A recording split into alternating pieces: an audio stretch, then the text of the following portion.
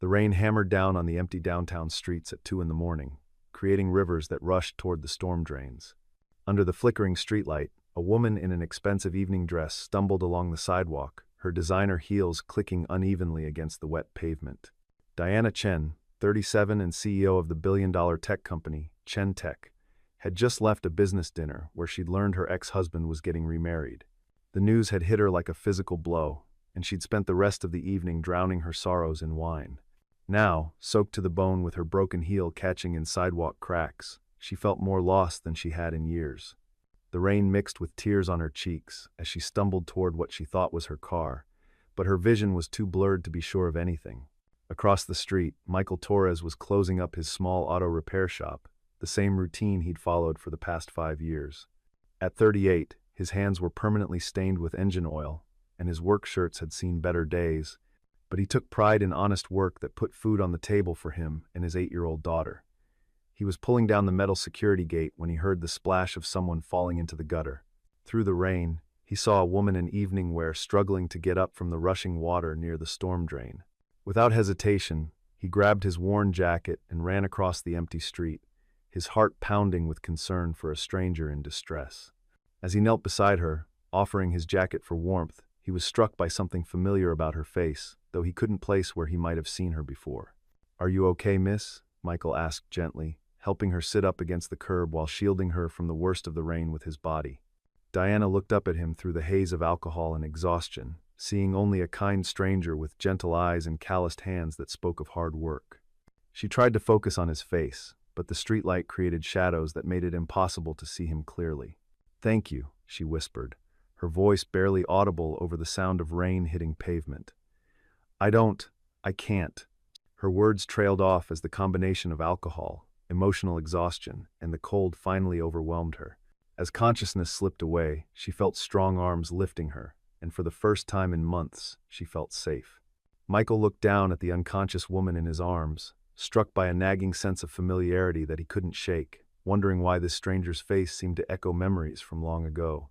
When Diana woke up, she found herself on a small but clean couch, covered with a soft quilt that smelled faintly of laundry detergent and something else she couldn't identify, something that felt like home. The apartment was modest, with mismatched furniture that had clearly been collected over time rather than purchased as a set, but everything was spotlessly clean and arranged with care. Sunlight streamed through windows that looked out onto a busy street, and she could hear the sounds of morning traffic mixed with the gentle clatter of dishes from what she assumed was the kitchen. Her head throbbed with the remnants of last night's wine, but more than that, she felt embarrassed and vulnerable in a way that her usual armor of expensive clothes and corporate authority couldn't protect her from. "Good morning," came a voice from the doorway, and she turned to see her rescuer from the night before carrying a steaming mug of coffee. In the daylight, she could see him more clearly. He was tall and lean, with kind eyes and silver threading through his dark hair at the temples. His clothes were simple but clean, a work shirt and jeans that spoke of a man who earned his living with his hands. There was something about his smile that made her heart skip, though she told herself it was just gratitude for his kindness. "I'm Michael," he said simply, setting the coffee on the small table beside the couch. "Michael Torres. I run the auto shop across from where I found you last night." He gestured toward the window, and she could see the modest garage with its hand-painted sign. "I hope you don't mind that I brought you here. You were unconscious, and I wasn't sure where else to take you." Before Diana could respond, a small voice piped up from behind Michael, and a little girl appeared, her hair in slightly crooked pigtails and her school uniform showing signs of an 8-year-old's breakfast adventures. "Daddy, is the pretty lady feeling better?" the child asked, looking at Diana with curious but friendly eyes. Michael's expression softened as he looked at his daughter, and Diana could see the deep love between them in that simple glance. "This is Anna," Michael said, his voice filled with pride. "She was worried about you too." The little girl smiled shyly and held up a crayon drawing that showed 3 stick figures holding hands under a rainbow. "I drew this for you to feel better," she said, offering the paper with the generous spirit that only children possess. Diana felt tears prick her eyes as she accepted the drawing, remembering her own daughter who would have been about this age if she were still alive. "Thank you, sweetheart," she managed to say, her voice thick with emotion she couldn't fully explain. "It's beautiful."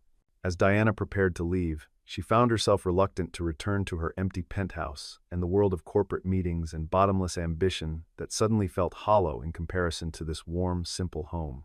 She thanked Michael profusely, pressing a business card into his hand despite his protests that no payment was necessary. "I'm Diana Chen," she said, watching his face carefully for any sign of recognition, but seeing only polite acknowledgement. "If there's ever anything I can do to repay your kindness." She trailed off, looking around the modest apartment once more, at the child's drawings taped to the refrigerator and the mismatched dishes stacked neatly in the sink. "Perhaps I could take you both to dinner sometime, as a thank you?" Michael smiled and nodded, though she could see he was the type of man who would be uncomfortable being treated to an expensive meal. As she walked toward the door, Anna ran up and hugged her legs, and Diana felt a pain so sharp it took her breath away, the ghost of her own child's embrace that she would never feel again. Over the following weeks, Diana found herself making excuses to visit the auto repair shop, bringing coffee for Michael and small gifts for Anna that she told herself were just tokens of gratitude. She discovered that Michael made his coffee exactly the way she liked it, no sugar, just a splash of cream, and that Anna was remarkably bright for her age, with a curiosity about the world that reminded Diana painfully of herself as a child. The little girl would pepper her with questions about her work, her car, her clothes, everything with the boundless interest of someone for whom the world was still full of endless possibilities. Michael would listen to their conversations with a gentle smile, occasionally adding quiet observations that showed a wisdom earned through years of struggle and sacrifice. There was something about the rhythm of their interactions that felt familiar to Diana, as if she were remembering a song she'd once known by heart but had forgotten over time. During one of her visits, Diana arrived to find jazz music playing softly from an old radio in the corner of the shop, and she froze as the familiar melody washed over her. It was Coltrane's A Love Supreme, a piece she hadn't heard in years but that had once been the soundtrack to some of the most important moments of her youth. "You like jazz?" she asked Michael, who looked up from the engine he was working on with a slightly embarrassed smile. "It helps me think," he said, wiping his hands on a rag. "My father used to play it when I was young, and I guess the habit stuck." Diana felt her heart race as another piece of a puzzle she didn't know she was solving clicked into place. "I used to love jazz," she said quietly, settling onto a nearby stool as the music continued to play. "It feels like a lifetime ago." They sat in comfortable silence for a while, the music filling the space between them with something that felt like shared memory, though neither could say exactly what they were remembering. It was Anna who began to bridge the gap between Diana's world and theirs, asking one afternoon if Diana would help her with a school project about successful women in business. As they worked together at the small kitchen table, surrounded by construction paper and markers, Diana found herself talking about her journey from a poor student to the head of a tech empire, but also about the losses along the way, the friendships sacrificed for success, the family relationships that had withered under the pressure of constant achievement. "Did you ever have a little girl like me?" Anna asked with the directness that only children possess, and Diana had to take a shaky breath before answering. "I did, once," she said quietly. "But she's not with me anymore." Anna considered this for a moment, then reached over and patted Diana's hand with small, gentle fingers. "Maybe she sent me to be your friend," the little girl said with the simple faith of childhood, and Diana had to excuse herself to cry quietly in the bathroom, overwhelmed by the child's innocent kindness and the way it opened wounds she thought had healed. As the weeks passed, Diana began to notice small things about Michael that tugged at her memory, the way he hummed while he worked, always the same melody she couldn't quite place, how he stirred his coffee counterclockwise exactly 3 times, the particular way his eyes crinkled when he laughed at something Anna said. She found herself looking forward to these visits more than any board meeting or business dinner, drawn by something she couldn't name but that felt essential, like coming home after a long journey she hadn't realized she was taking. One afternoon, as golden sunlight slanted through the shop windows and illuminated Michael's profile as he worked, she felt her breath catch in her throat. There was something about the angle of his jaw, the way the light caught his hair, that was so achingly familiar she felt dizzy with the force of almost recognition. The moment of recognition came on a Tuesday afternoon when Anna spilled chocolate milk on her school uniform and began to cry with the dramatic despair that only 8-year-olds can muster. Michael knelt beside his daughter, cleaning the stain while humming softly under his breath, and suddenly Diana knew that melody. It was a lullaby she had hummed to herself as a college student, a made-up tune that had helped her through late nights of studying and early mornings of doubt. But more than that, It was a song she had shared with only one other person, someone who had hummed it back to her during stolen moments in hidden corners of their university campus. "Michael," she whispered, her voice barely audible over the sound of traffic outside. "Michael Torres from State University?" He looked up from comforting his daughter, and their eyes met across 15 years of separation and silence. The recognition was instantaneous and overwhelming, like lightning illuminating a landscape they thought they'd forgotten. "Diana," he breathed, rising slowly to his feet as if afraid sudden movement might shatter the moment. "Diana Chen. I can't believe." They stood frozen, taking in the changes that time had carved into each other's faces, the lines around his eyes that spoke of years of hard work and worry, the sophisticated polish she wore now, like armor against the world. She was no longer the earnest young woman in second-hand clothes, who had shared her dreams with him over cheap coffee and cheaper meals, and he was no longer the ambitious young man who had planned to change the world with his ideas and his love for her. But beneath the surface changes, something essential remained the same. The way his smile still made her heart race, the way her presence still made him feel like the best version of himself. "I looked for you," Michael said quietly, his voice thick with 15 years of unspoken regret and longing. "After graduation, when everything fell apart with your family situation and you had to leave so suddenly. I tried to find you, but you'd changed your phone number, moved with no forwarding address. It was like you'd disappeared completely." Diana felt tears streaming down her cheeks as she remembered that terrible time, her father's illness, her family's financial crisis, the scholarship opportunity abroad that she'd grabbed like a lifeline, even though it meant leaving behind the only man she'd ever truly loved. "I couldn't ask you to wait," she whispered. "You had your own dreams, your own plans. I thought it would be selfish to hold you back." They moved toward each other as if drawn by invisible strings, and when Michael reached out to touch her face, she leaned into his palm like a flower turning toward sunlight. The reunion was interrupted by Anna's curious voice, asking, "Daddy, why are you and Miss Diana crying?"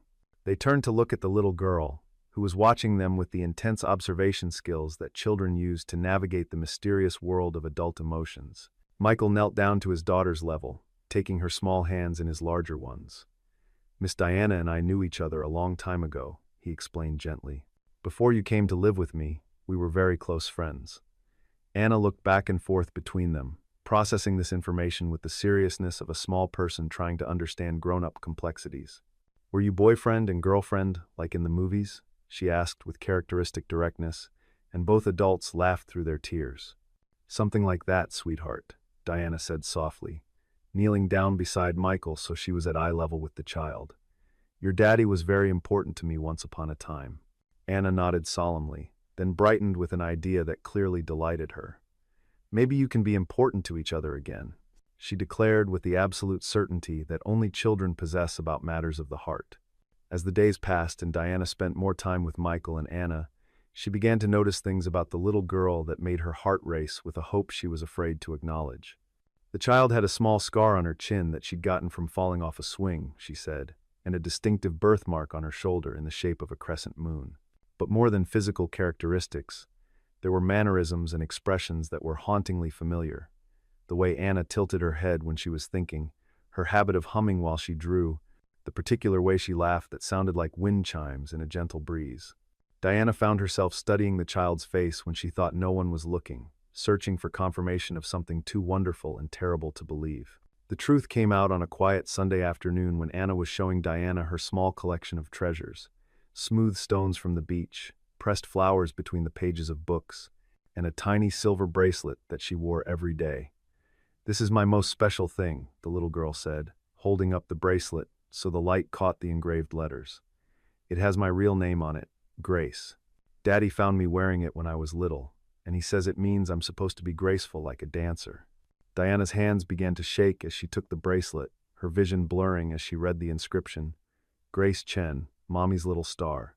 It was the bracelet she had given her daughter on her 3rd birthday, just weeks before the little girl had disappeared from a crowded shopping center while Diana was distracted by a phone call about a business emergency. "Where did your daddy find you?" Diana asked, trying to keep her voice steady as the world tilted around her. Anna settled comfortably against her side, clearly enjoying having an adult's full attention for story time. "At the big shopping center with lots of people," she said. "Daddy said I was sitting by the fountain, crying because I couldn't find my mama. I was only 3, so I don't remember very much. But I remember being scared, and then Daddy picked me up and bought me ice cream and said he would take care of me until my mama came back." The little girl looked up at Diana with complete trust and innocence. "But she never came back, so Daddy became my daddy for real. The nice lady at the government office said I could stay with him forever because he loves me so much." Diana excused herself and stumbled to the bathroom, where she sat on the edge of the tub and sobbed with 15 years of grief pouring out of her like water from a broken dam. Her daughter, her baby girl who she had mourned every single day since that terrible afternoon at the shopping center, was alive, safe, loved, and living just across town with the man who had once been the love of her life. The cosmic coincidence was so overwhelming that she could barely process it, but beneath the shock was a joy so profound it felt like being reborn. When she finally composed herself enough to return to the living room, she found Michael waiting with concern written across his features. "Diana, what's wrong?" he asked gently, and she realized she would have to find words for something that seemed beyond the reach of language. "Michael," she began, her voice shaking with the magnitude of what she was about to reveal. "5 years ago, I lost my daughter. She was 3 years old, and she disappeared from Westfield Shopping Center while I was on a business call. Her name was Grace Chen, and she was wearing a silver bracelet with her name engraved on it." She watched as understanding dawned in his eyes, saw the exact moment when he made the connection that would change all their lives forever. "Oh my God," he whispered, sinking into a chair as if his legs could no longer support him. "Oh my God, Diana, I had no idea. All this time you've been." He looked toward the kitchen where Anna was humming while she colored, oblivious to the earth-shaking revelations happening in the next room. "She's your daughter," he said, as if saying it aloud would make it real. "I've been raising your daughter." The happiness of their reunion was short-lived.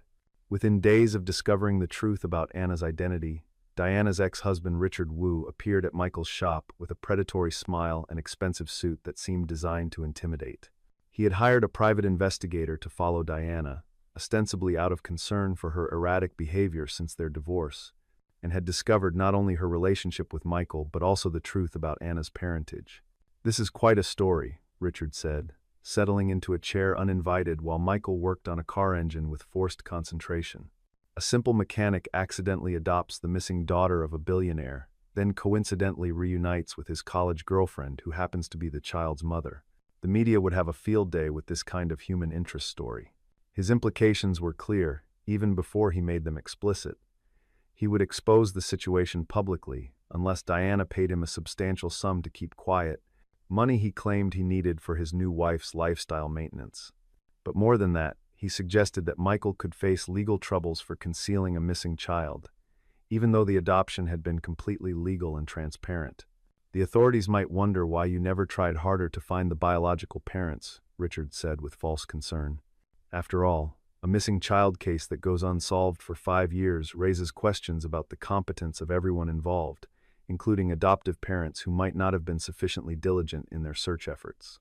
Michael's hands stilled on his wrench as he realized the position this put him in. He could lose not only his daughter but potentially face criminal charges for doing nothing more than providing a loving home to an abandoned DT child. The stress of the situation created tension between Diana and Michael that neither had anticipated. In their desperation to protect each other and Anna from Richard's threats, they began making decisions independently, each trying to shield the others from consequences they felt responsible for creating. Diana met with her ex-husband privately, agreeing to his financial demands in exchange for his silence, but the interaction left her feeling dirty and compromised in a way that reminded her of all the worst aspects of her previous marriage. Meanwhile, Michael consulted with a lawyer who warned him that high-profile cases involving wealthy individuals could become media circuses that would be traumatic for a young child, regardless of the legal outcome. In a moment of panic and misguided protectiveness, Diana made the decision that would haunt her for weeks afterward. She arrived at Michael's apartment one evening with official-looking papers and an explanation that felt rehearsed and hollow, even as she spoke the words. "I think it would be best if Anna came to live with me for a while," she said, not meeting his eyes as she spoke. "Just temporarily, until we can sort out the legal situation and make sure there are no complications with the adoption. I have resources, lawyers, the kind of protection that can keep this out of the courts and away from the media." She knew, even as she said it, that she was making a terrible mistake, but fear had overwhelmed her judgment, and she convinced herself that removing Anna from Michael's home would somehow protect him from her ex-husband's threats. The scene that followed would replay in all their minds for months afterward. Anna, confused and frightened by the sudden change in adults' behavior, clung to Michael's leg and refused to pack her belongings. "I don't want to go, Daddy," she sobbed, using the title that had never been legally recognized, but that meant everything to the man who had raised her with boundless love and patience. "I want to stay home with you. Why can't Miss Diana live here with us instead?" Michael knelt down to her level, his own heart breaking as he tried to explain something he didn't understand himself. "Sometimes grown-ups have to make hard decisions to keep the people they love safe," he said, his voice thick with unshed tears. "Miss Diana is your real mama, and she wants to take care of you the way I've been taking care of you."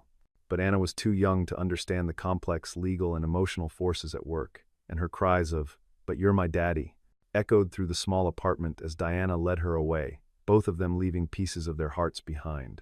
The week that followed was a disaster for everyone involved. Anna, removed from the only stable home she had ever known, became withdrawn and refused to eat, spending hours staring out the window of Diana's penthouse as if she could will herself back to the modest apartment and the man she considered her father.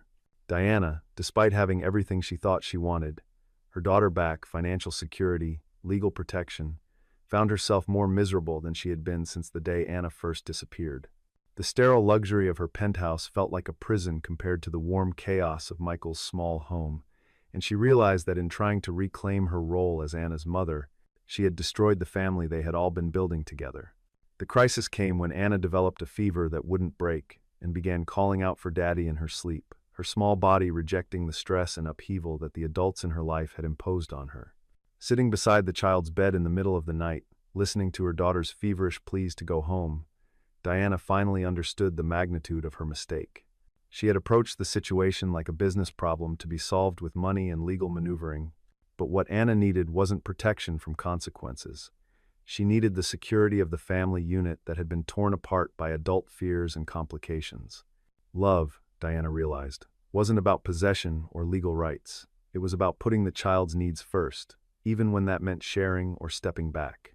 The next morning, Diana bundled Anna into her car and drove across town to the auto repair shop, where she found Michael mechanically going through the motions of work while clearly struggling with his own grief and worry. "She's been asking for you," Diana said without preamble, and Michael's head snapped up as he saw his daughter in her arms. Anna immediately reached for him, and the reunion between father and daughter was so tender and desperate that Diana had to look away, her heart breaking with the recognition of how much damage her fear had caused. "I'm sorry," she whispered as Michael held Anna close, the little girl's fever already seeming to break in the comfort of his familiar embrace. "I was so afraid of losing her again that I almost destroyed what she needed most." That afternoon, the three of them sat down at Michael's small kitchen table and had the conversation they should have had from the beginning, not as adversaries protecting their individual interests, but as people who loved the same child and wanted what was best for her. "She needs both of us," Diana said, watching Anna color contentedly while sitting between her two parents. "Not me instead of you, but both of us together. I don't want to be the mother who swoops in and disrupts the life you've built with her. I want to be part of the family you've already created." Michael reached across the table and took her hand, and for the first time in weeks, she felt the knot of fear in her chest begin to loosen. "We'll figure it out together," he said simply. "All of us, as a family." The house they chose together was neither Michael's modest apartment nor Diana's sterile penthouse, but something entirely new, a small craftsman bungalow with a garden where Anna could play and a workshop where Michael could continue his auto repair business from home. Diana had restructured her involvement with Chen, transitioning from CEO to board chair so she could work from home and be present for the daily rhythms of family life that she had missed for so many years. The adjustment hadn't been without its challenges, learning to share parental decisions, blending different approaches to discipline and education, navigating the complex emotions of their rekindled relationship. But they had faced each obstacle with the same commitment to putting Anna's well-being first that had brought them back together. On a Saturday morning in spring, Diana woke to the sound of jazz music drifting from the kitchen, where she found Michael making coffee while Anna sat at the table working on her homework. The domestic scene was so peaceful and perfect that she paused in the doorway, afraid that moving might break the spell. But Anna looked up and grinned, running over to hug her legs in the gesture that had become their morning ritual. "Mama, Daddy says we can plant flowers today if I finish my math problems," she announced, and Diana's heart swelled at hearing herself called Mama with such casual affection. It had taken months for the title to feel natural on Anna's lips, but now it seemed as if she had never called her anything else. Their wedding was a small affair at the courthouse, with Anna serving as both flower girl and ring bearer, her face glowing with the joy of having her family officially recognized by law and society. The judge who performed the ceremony commented that he had never seen a happier family, and indeed, the photographs from that day showed three people who had found their way home to each other against all odds. That evening, they celebrated with dinner at Michael's favorite Italian restaurant, the same place where he had taken Anna for special treats during their years together as a family of two. Now they were three, but the love that bound them felt as natural and inevitable as breathing. As they tucked Anna into bed that night, she looked up at them with the serious expression she wore when she had something important to say. "I'm glad you found each other again," she said solemnly. "And I'm glad you both found me, even though it took a long time and you were sad for a while." She reached up to touch both their faces, her small hands cool against their cheeks. "Now we're all together like we're supposed to be." After she fell asleep, Diana and Michael sat on the porch swing they had installed in their small front yard, watching the stars emerge in the clear night sky, and marveling at the series of coincidences and choices that had brought them to this moment. Sometimes, they reflected, the universe conspires to heal old wounds and fulfill forgotten dreams, but only when hearts are ready to recognize love in whatever form it takes. In their case, it had taken the form of a lost child who became the bridge that led them back to each other, and a second chance that felt like the first time they had ever truly come home.